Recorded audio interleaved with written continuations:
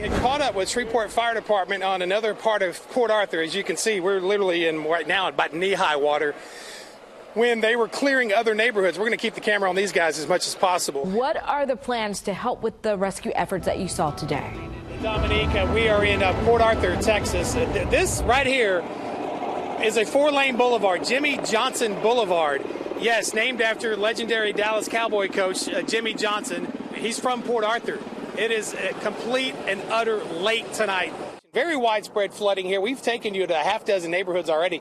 This is another apartment complex where even though the water's gone down, where I'm at, it's about knee high. And just so you know, yes, Mom, we don't walk anywhere that we can't see. How hard was it for you to even leave, knowing that this country is in such disarray? It was hard to leave. It was hard to leave. Journalism did a service in Puerto Rico. But the cool thing, since it's Let's Make a Deal, let's walk around and check out some of the costumes real quick. Here's one over here. We're live on TV, so oh, look at this. All right, let me guess. You're a nightstand, and there's only one of you. That's right. Okay, we'll leave it at that. Yes, this isn't the first time we've heard talks of a round table, a discussion, or a vigil. We've been there, covered every single one of these conversations. We know talk doesn't make for arrest, but this is a start. As we took that live look inside the hangar with the memorial going on, that is one of Trey's coworkers right there talking about 26-year-old Trey Auld of Shreveport. He knew so many people. I had the honor to actually speak at Trey's funeral. I knew Trey. There were so many people across Shreveport-Bossier that knew him. He's touched so many people in his young 26 years. It's just kind of incredible. This guy, we've heard it said time and time again, lived 100 years in a very short 26 years' time. You don't have a bike? You don't? Well, how about now? Get that momentum going. Watch out for those cars, all right? You stay balanced. One shot. No, come on. Oh, when I said one shot, I meant one more shot. Get in there. Who said brick? Me. This kid's killing me over here. This was a search unlike any other for Minden police officers. A search with a happy ending, thanks to an angel in uniform.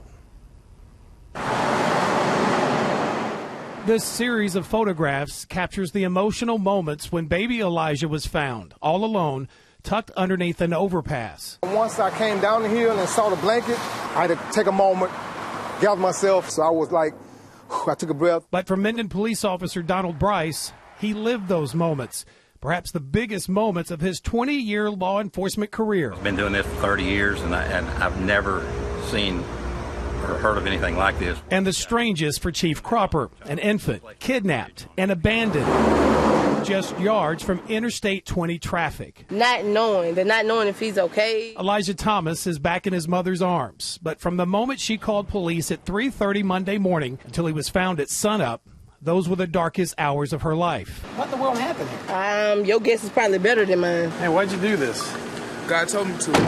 Who did? Period. God told me to. God told you to? Yes, sir. That question answered by the suspect, Kayshawn Wilson, while being led into Minden PD in cuffs, charged with aggravated kidnapping. Wilson is accused of taking Elijah and leaving him underneath this Minden Interstate overpass, then hitching a ride to Shreveport to Samstown. And it's there where he reportedly told someone what he had done, and that person quickly contacted Shreveport police. First of all, he denied any knowledge, and then he eventually tells them that he had placed a child under the bridge. This bridge, the Highway 371 overpass at I-20. First time I checked the eastbound traffic, and I came back on this side and checked the westbound. Officer Donald Bryce was first on scene. Yeah, I came down. Once I walked down here, I looked to my right. Suddenly I came and looked to my right. He was laying right here. And the first to put his hands on Elijah. The most unexpected rescue for him ever in uniform. Then these photos were taken moments after Officer Bryce handed Elijah over to Captain Dan Weaver. He was right here, exactly. He was face this way on his stomach. And a timely rescue as well. Elijah was just inches away from rolling over and falling down this concrete embankment, which leads directly into interstate traffic. He's okay. I mean, when I say okay, he have nothing but like a scar on his knee.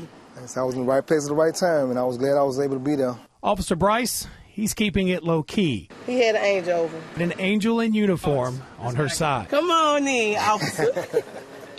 Thank you so much.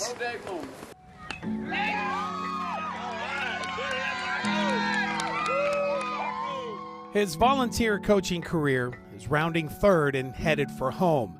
His kid and the others he's coached for years are closing in on graduating from youth sports programs and perhaps making a go of it in high school one day. You know, and I've seen them grow up from little bitty boys and losing teeth and scoring their first touchdown and hitting their first home run to where they're at now in junior high school. Basketball, football, and baseball. We signed Jake up for football. He ended up on Tommy's team.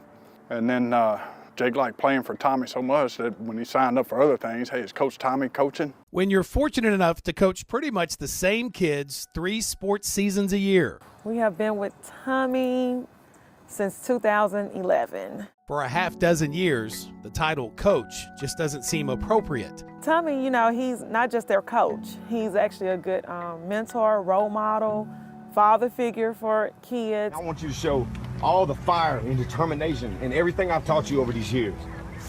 Okay? A few months ago, an emotional Tommy Long gave his final pregame speech before his team's final game of their final season in Bossier Park's Youth Football League. You're already heroes in my book, but you can go down as legends by never losing a game on these fields right here. You understand me? Yes, sir.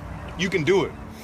Perhaps you'll appreciate the tears behind those shades when you understand he literally raised these kids right alongside their parents. Their kids are our kids are their kids. If we can't make something, we know we can call Tommy and he's got them. He'll come get them, he'll get their clothes, everything. Yolanda Jefferson's son, Cameron, was there for every one of those repeat youth football championships, basketball titles, and baseball successes. And when Coach Tommy shared with his boys and their parents about his latest unscheduled matchup with a rare bone cancer. When I first heard, yes, it was devastating and shocking, but I also know that God can answer prayers, and I know Tommy's going to be good. I missed the game on Tuesday, I'm sorry. My surgery ran late. Just hours after having an initial surgery in preparation of his upcoming first round of chemo, Good pitch. Coach Tommy was back on the field, at home, sitting on the ball bucket. Hey, now you ready? I try to attack everything with everything that I have, emotionally and physically. Which won't be easy, since his doctors told him to take it easy after a golf ball-sized tumor was discovered in one of the most accidental, and as Tommy sees it, blessed ways possible. You see, a few months ago, Tommy painfully fell on his left knee, but refused to go to the doctor. Then again, you know, men are hard-headed. And Then just weeks later, he injured that same knee at work, thinking he had a torn ligament. I finally couldn't stand the pain anymore, so I went to the orthopedic surgeon, and they did the MRI. Bruising and tears quickly became the least of the doctor's concerns, because that MRI revealed something that may not have been detected for months, maybe years. A tumor attached to an area around that left knee. I kind of felt like now that I've had some time to reflect on it, God was telling me to go to the doctor, you know, and he was showing me something is wrong. Rolling hard. Hey, good solid hit, that's all right. For him to come out here and spend all of his time, and I mean all of his free time, with kids, I mean, that's something you respect. And now some of Tommy's biggest supporters are some of the very coaches he spent years tormenting on the gridiron and the baseball diamond. The kids play hard for him, they love him. When you see that, then you know, you gotta say to yourself, he's doing something right. Every youth football coach to ever face Tommy shares an unfortunate bond. They never beat Tommy's football team. A bond I share with them only on the baseball field. We've been coaching against each other for, 6 years, yes, sir. And I counted the other day how many times we beat y'all. Yes, sir. None. Nor my Astros, Thunder, or the Outlaws ever celebrated a victory over a Tommy Long coached Dragons or Bombers baseball team. But a funny thing about that, you're better for it.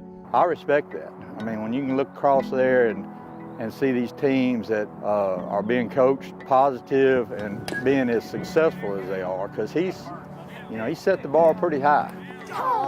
Y'all have to learn how to control your emotions after you make a bad play, because it's what you do after you make a mistake is what makes you a good baseball player. 2! Got it! Y'all have got a lifetime of at-bats and a lifetime of ground balls to field, okay? So stop worrying about it so much and just have fun and play baseball, okay?